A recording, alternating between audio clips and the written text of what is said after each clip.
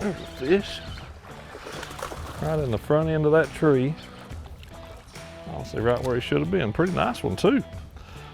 Nothing at all wrong with that dude. Good chunk there on that worm. Summertime, man, soft plastics, it is a great way to catch some fish. They're just such a natural presentation. They're weedless. If those fish are in any kind of cover at all, man, you can get that bait right in there where those fish are at and right in their strike zone. Sometimes their strike zone is really small, and that is a great way to get them to bite. Another part is too, a lot of times, when you hook them on soft plastic, you gotta get the pliers out to get that fish off. That is a good part of it too. That's what makes them so effective, honestly, in tournaments so much, because man, you just have such a high landing ratio with those fish when you catch them on a soft plastic bait. He's gonna jump. He had one more left in him. So we're shockingly up near a river where there's a little bit of current, and I'm just taking soft plastic worm. I've got it on a 3/16 ounce Texas rig, simple Texas rig. Man, I catch so many bass on a simple Texas rig and a straight tail worm. Man, that is one obviously that's been around, you know, forever, but a very effective bait, very effective rig in current fishing for largemouth. So what we've got, the current's coming down through here, and you can see where that foam is building up there on the front of that. That's always going to be a key place, but right out here on the outside, you've got this one log that's actually just floating, laying in there. You've got a nice little eddy right in there, but you've got the current sweeping down the outside of this piece of cover, and that's the kind of place where honestly the most aggressive fish are usually going to set up, and they're going to be kind of waiting right in there in that outside part of a piece of cover like that. When you're pitching, when that bait hits the water, you need to throw slack line at it, and I do that if it's 18 inches deep. I do that if it's several feet deep. I want that bait to fall where I put it. That's where I want the bait to fall. So now you might say, well, fish hits it on the fall, you're not gonna feel it. Maybe, maybe not, but as soon as I pick up with that braid and the fluorocarbon leader, I am gonna feel it, and then I'll set the hook and I'll, you know, have a good chance to catch him. So let it hit the water, throw complete slack at it until it gets to the bottom. Being summertime, especially, I look for shade, but I mean, shade is honestly pretty important year round. You know, I mean, the bass in a shadow is way more camouflaged to a prey than a bass that's out in open light. And I think that has as much to do with as anything. This is just it's real steep. It's not very deep, but it's a real steep little bluff, and then actually underwater there's some little ridges and stuff too that you can't see. But there's not a lot of stuff up here that's got, you know, good rock actually up on the bank. Most of it out on the water is, but this little bluffy bank, a lot of times the strike zone is going to be up there real close to it.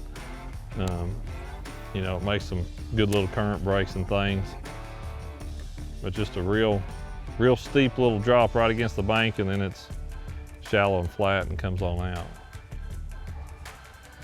Here's one. Little smallmouth, I think. Or a little spotted bass. Got one on that little bluff, a little spot on the magnum for neckworm. Nothing huge, but something on there anyway. He kind of grabbed a hold of it and come out there and started swimming out. This exact setup right here, what I've got, my worm's tore up, I'm gonna need a new one, but that is man, that is a fish catcher for me, and it's a whole system, to be quite honest. So bobber stop, of course, but then a 3/16 ounce weight, a 1/4 ounce weight with this worm, and an 1/8 ounce weight with this worm. You go either side and it just doesn't work as well. That 3/16 ounce weight with this particular worm is dynamite. For me on this worm too, I like that 3/0 VMC HD worm hook. And I like that HD because I'm fishing braid with the fluorocarbon leader, and that heavy duty worm hook, I need that honestly with that braid, and it does really well, man, and it hooks those fish good. It's got a big gap in it. That's what I like about that particular hook. But the worm, the actual business end of that, that's a Bass Pro Magnum Finesse worm. And that's my all around favorite color. That's called Sooner Run. It's kind of a dark watermelon with a lot of red flake in it. Man, just a very natural color worm.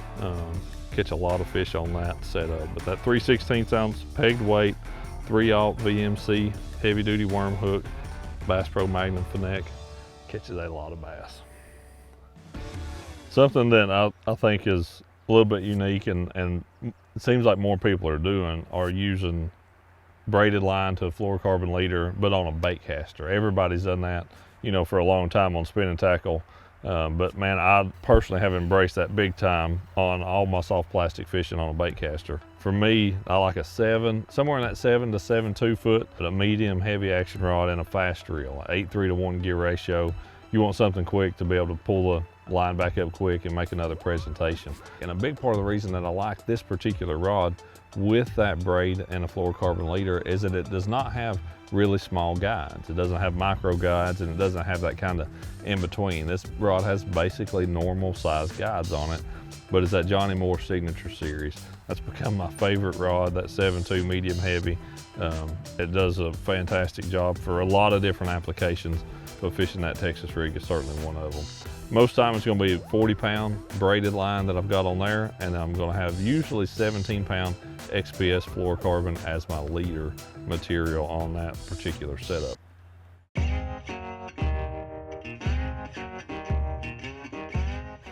In a river like this, you know, oftentimes you're going to have different opportunities, different stuff to fish with, and that's why you really need different rigs ready to go for soft plastic bait. And that Texas rig, extremely good in cover, really good, very weedless.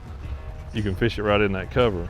A drop shot, it does okay around sparse cover, but places that are a little bit more open water where you've just got current flowing through these rocks and creating little eddies and stuff, that drop shot with that weight's going to keep it down, but that worm's just going to be up there moving like crazy in that current. So, you know, different situations, you got to have different rigs ready for very similar baits, but a different presentation like that can help you get bites that you wouldn't get otherwise.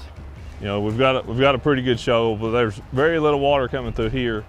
But over here on this side, I've got a pretty defined chute, a lot of current coming right down through there.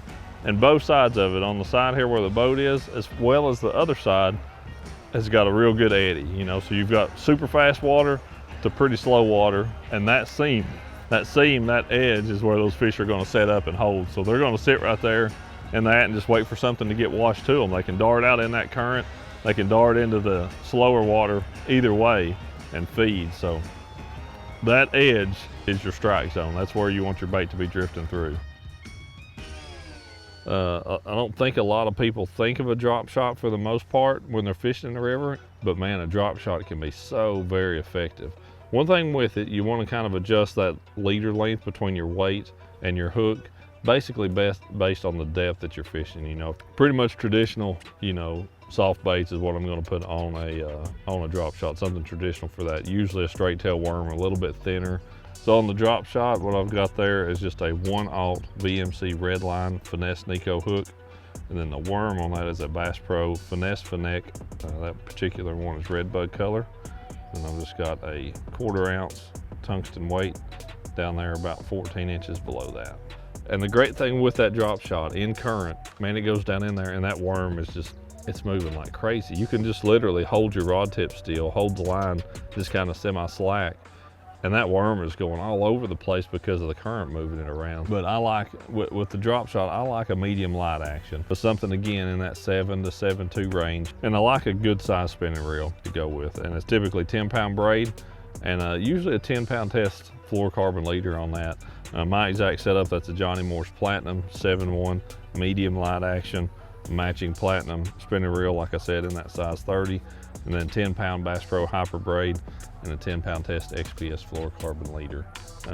But the biggest thing to take away from all of that, braid to a leader. When you're fishing in that current and stuff and you get a little bit of a bow in your line, that braid, you're not gonna have so much bow that one, you won't feel the bite, and two, when you go to set the hook, and you're able to get a more solid hook into those fish. Between the drop shot and the Texas rig, man, you've really got two different soft plastic rigs that you can fish in heavy cover or open water, then you've got one that's really definitely better for more open water stuff, and can be really effective on catching those summertime bass that are relating to current.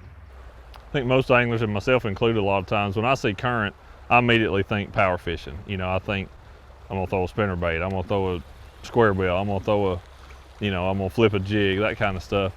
And obviously there's times when those are very effective, but summertime, warm water, clear water, maybe first thing in the morning, those baits will be really effective, but there's a lot of places where you can slow down with the soft plastic and, you know, catch fish that just won't chase anything else. We always want to look at current and be like, oh man, those fish are going to be active and chasing everything you throw in there. No, that's not the way it always is. Sometimes you need to slow down and fish a much more natural presentation. There's one. That's a pretty good one. Oh, that's a real nice one, what that is. Oh, dude, that's a big one. Come out from that little boat. Dude, that's a big old fish right there. If we're up here anymore. That is absolutely a good one on the drop shot. Oh, come here. Come here, little buddy. There we go. Dude, that's a good one there now. That is, that hook just flopped out right there right as I got him in the boat. Man, that is a nice fish on a drop shot right up here in this current. This water's clear right now, and those fish need a natural presentation. That's a pretty one. Awesome fish.